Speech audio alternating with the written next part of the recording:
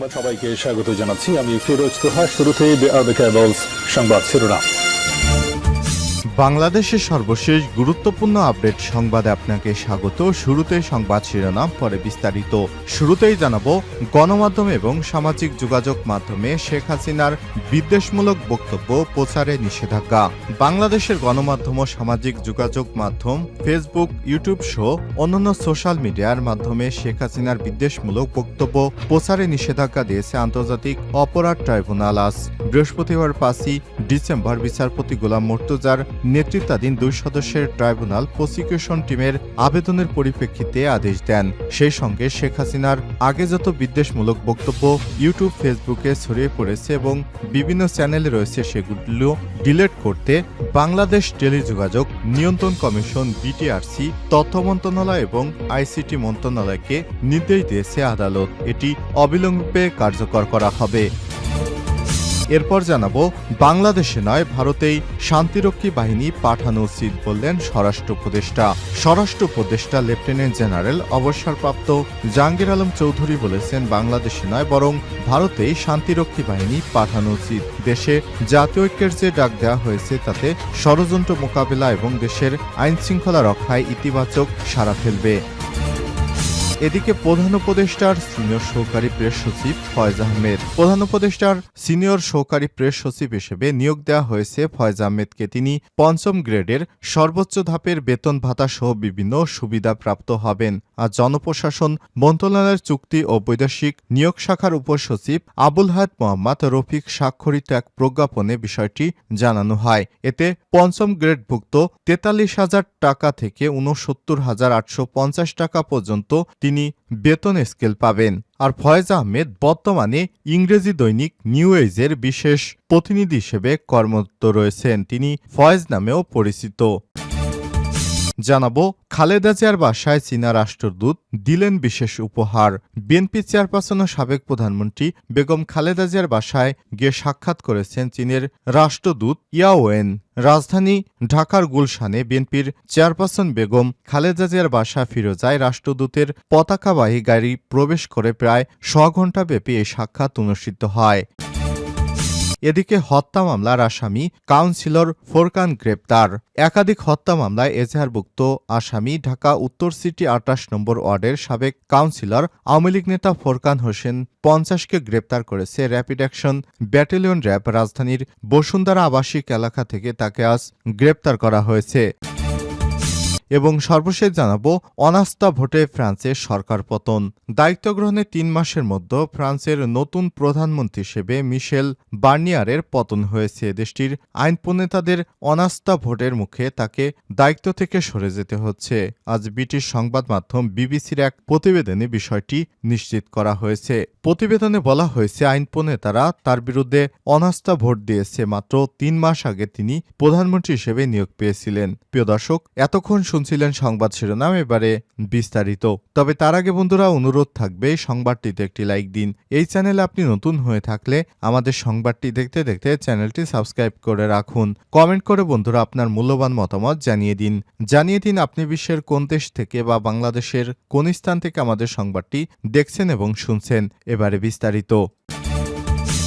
গণমাধ্যম এবং সামাজিক যোগাযোগ মাধ্যমে শেখ হাসিনার বিদ্বেষমূলক বক্তব্য প্রচারে নিষেধাজ্ঞা। গণমাধ্যম এবং সামাজিক যোগাযোগ মাধ্যমে শেখ হাসিনার বিদ্বেষমূলক বক্তব্য প্রচারে নিষেধাজ্ঞা দিয়েছে আন্তর্জাতিক অপরাধ ট্রাইব্যুনাল। বৃহস্পতিবার 5 ডিসেম্বর বিচারপতি গোলাম মর্তুজার নেতৃত্বাধীন 2 সদস্যের ট্রাইব্যুনাল প্রসিকিউশন টিমের আবেদনের পরিপ্রেক্ষিতে এ আদেশ দেন। সেই সঙ্গে শেখ হাসিনা আগে যত বিদ্বেষমূলক বক্তব্য দিয়েছে তা সব গণমাধ্যম থেকে সরাতে বাংলাদেশ টেলিযোগাযোগ নিয়ন্ত্রণ কমিশন বিটিআরসি, তথ্য মন্ত্রণালয় এবং আইসিটি মন্ত্রণালয়কে নির্দেশ দিয়েছে আদালত। এর আগে সকালে আবেদন করা হয়েছে বলে জানান আন্তর্জাতিক অপরাধ ট্রাইব্যুনালের প্রসিকিউটর আব্দুল্লাহ আল নোমান। প্রসিকিউশনের পক্ষে সংশ্লিষ্ট শাখায় আবেদন করা হয়। গত কয়েকদিন ধরে সামাজিক যোগাযোগ মাধ্যমে অন্তর্বর্তীকালীন সরকারকে নিয়ে নানারকম কটূক্তি করছে ভারতে অবস্থানরত শেখ হাসিনা, যা বিভিন্নভাবে সামাজিক যোগাযোগ মাধ্যমে ছড়িয়ে পড়ে। প্রসিকিউশন বলছে, যে সমস্ত হেইট স্পিচ দিচ্ছেন সরকার তা বন্ধেই এই নির্দেশ দিয়েছে সরকার। এর আগে সকালে আবেদন করা হয়েছে বলে জানান আন্তর্জাতিক অপরাধ ট্রাইব্যুনালের প্রসিকিউটর আব্দুল্লাহ আল নোমান। প্রসিকিউশনের পক্ষে সংশ্লিষ্ট শাখায় আবেদন করা হয়। গত কয়েকদিন ধরে সামাজিক যোগাযোগ মাধ্যমে অন্তর্বর্তীকালীন সরকারকে নিয়ে নানারকম কটূক্তি করছে ভারতে অবস্থানরত পলাতক শেখ হাসিনা, যা বিভিন্ন সামাজিক যোগাযোগ মাধ্যমে ছড়িয়ে পড়ে। প্রসিকিউশন বলছে সমস্ত হেইট স্পিচ দিচ্ছেন সরকার, তা বন্ধেই এ আবেদন করছে। এর আগে 18 নভেম্বর, জুলাই আগস্ট গণহত্যার ঘটনায় দায়ের করা মামলায় সাবেক প্রধানমন্ত্রী আওয়ামী লীগের পলাতক সভাপতি শেখ হাসিনার বিরুদ্ধে 1 মাসের মধ্যে তদন্ত শেষ করার নির্দেশ দিয়েছিল আন্তর্জাতিক অপরাধ ট্রাইব্যুনাল। 17 ডিসেম্বরের মধ্যে আবেদন দাখিল করা হবে। বাংলাদেশ নয়, ভারতে শান্তিরক্ষী পাঠানো উচিত বললেন স্বরাষ্ট্র উপদেষ্টা। স্বরাষ্ট্র উপদেষ্টা লেফটেন্যান্ট জেনারেল অবসরপ্রাপ্ত জাহাঙ্গীর আলম চৌধুরী বলেছেন, বাংলাদেশে নয় বরং ভারতে শান্তিরক্ষী বাহিনী পাঠানো উচিত। দেশে জাতীয় ঐক্যের যে ডাক দেওয়া হয়েছে তাতে ষড়যন্ত্র মোকাবেলা এবং দেশের শৃঙ্খলা রক্ষায় ইতিবাচক সাড়া ফেলবে। ভারতের মিডিয়াগুলোই শুধু বাংলাদেশ নিয়ে মিথ্যা অপপ্রচার চালাচ্ছে, বিশ্বে অন্য কোনো মিডিয়াতে তেমন প্রভাব ফেলছে না। বৃহস্পতিবার সকালে নারায়ণগঞ্জে রূপগঞ্জে পূর্বাচল ফায়ার সার্ভিস ও সিভিল ডিফেন্স মাল্টিপারপাস ট্রেনিং গ্রাউন্ডে আয়োজিত আন্তর্জাতিক ভলান্টিয়ার দিবস উদ্বোধন অনুষ্ঠানে তিনি এসব কথা বলেন। স্বরাষ্ট্র উপদেষ্টা বলেন, 1985 সালে প্রথম এ দিবসটি পালিত হয়। বর্তমান ফায়ার সার্ভিসের স্বেচ্ছাসেবকের সংখ্যা 54,348 জন। ভবিষ্যতে এই সংখ্যা 65,000 উন্নতি করা হবে।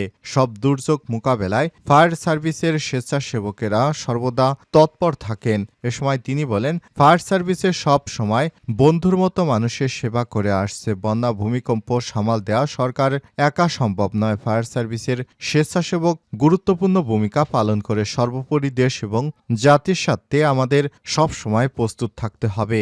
এ সময় ফায়ার সার্ভিসের মহাপরিচালক ব্রিগেডিয়ার জেনারেল মোহাম্মদ জাহেদ কামাল বলেন, দারিদ্র্য বিমোচন, শিক্ষা, টেকসই মানব সেবায় উন্নয়নে সক্রিয় অংশগ্রহণ স্বেচ্ছাসেবীদের ভূমিকা অনস্বীকার্য। বড় বড় দুর্ঘটনায় সাহসী ভূমিকা পালন করছে ফায়ার সার্ভিসের স্বেচ্ছাসেবকেরা।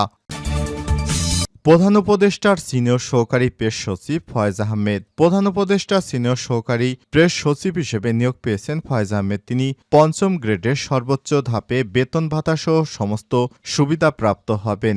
বৃহস্পতিবার 5 ডিসেম্বর জনপ্রশাসন মন্ত্রণালয়ের চুক্তি ও বৈদেশিক নিয়োগ শাখার উপসচিব আবুল হায়াত মোহাম্মদ রফিক স্বাক্ষরিত এক প্রজ্ঞাপনে সব তথ্য জানানো হয়েছে। প্রজ্ঞাপনে বলা হয়েছে, ফয়েজ আহমেদকে যোগদানের তারিখ থেকে প্রধান উপদেষ্টার মেয়াদকাল অথবা তার সন্তুষ্টি সাপেক্ষে যেটি আগে ঘটে 5ম গ্রেডভুক্ত 43,000 থেকে 69,850 টাকা, পে স্কেলে সর্বোচ্চ ধাপে 69,850 টাকা নির্ধারিত বেতনের প্রধান উপদেষ্টার প্রেস সচিবের শূন্য পদের বিপরীতে প্রধান উপদেষ্টার কার্যালয়ের প্রেস উইং এ সিনিয়র সহকারী প্রেস সচিব পদে চুক্তিভিত্তিক নিয়োগ প্রদান করা হলো। ফয়েজ আহমেদ বর্তমানে ইংরেজি দৈনিক নিউ এজের বিশেষ প্রতিনিধি হিসেবে কর্মরত রয়েছেন। তিনি আহমেদ ফয়েজ নামে পরিচিত। খালেদা জিয়ার বাসায় চীনা রাষ্ট্রদূত দিলেন বিশেষ উপহার। বিএনপি চেয়ারপারসন ও সাবেক প্রধানমন্ত্রী বেগম খালেদা জিয়ার সঙ্গে সাক্ষাৎ করেছেন চীনের রাষ্ট্রদূত ইয়াওয়েন। বুধবার 4 ডিসেম্বর সন্ধ্যা 7টার দিকে রাজধানীর গুলশানে বিএনপির চেয়ারপারসনের বাসভবন ফিরোজায় রাষ্ট্রদূত এর পতাকাবাহী গাড়ি প্রবেশ করে ঘণ্টাব্যাপী এই বৈঠক অনুষ্ঠিত হয়েছে। সাক্ষাতের সময় বিএনপির স্থায়ী কমিটির সদস্য অধ্যাপক ডা এজেডএম জাহিদ হোসেন, বিএনপির ভাইস চেয়ারম্যান আলতাফ হোসেন চৌধুরী উপস্থিত ছিলেন। সাক্ষাৎকালে খালেদা জিয়াকে চীনের ঐতিহ্যচিত্র দেয়ালে টাঙানো ব্যানার উপহার দেন রাষ্ট্রদূত। বিএনপির মিডিয়া সেলের সদস্য সাইরুল কবির খান সব তথ্য নিশ্চিত করেছেন। ছাত্র জনতার আন্দোলনে গত 5 আগস্ট শেখ হাসিনা সরকারের পতনের পরদিন নির্বাহী আদেশে মুক্তি পান খালেদা জিয়া। এরপর গত 5 সেপ্টেম্বর ব্রিটিশ হাইকমিশনার সারা কুক, 25 নভেম্বর সৌদি রাষ্ট্রদূত ইউসুফ ঈসা আল দুহাইলান এবং 3 ডিসেম্বর পাকিস্তানের হাইকমিশনার সৈয়দ আহমেদ ফারুক বিএনপি চেয়ারপারসনের সাথে সাক্ষাৎ করতে ফিরোজা এসেছিলেন।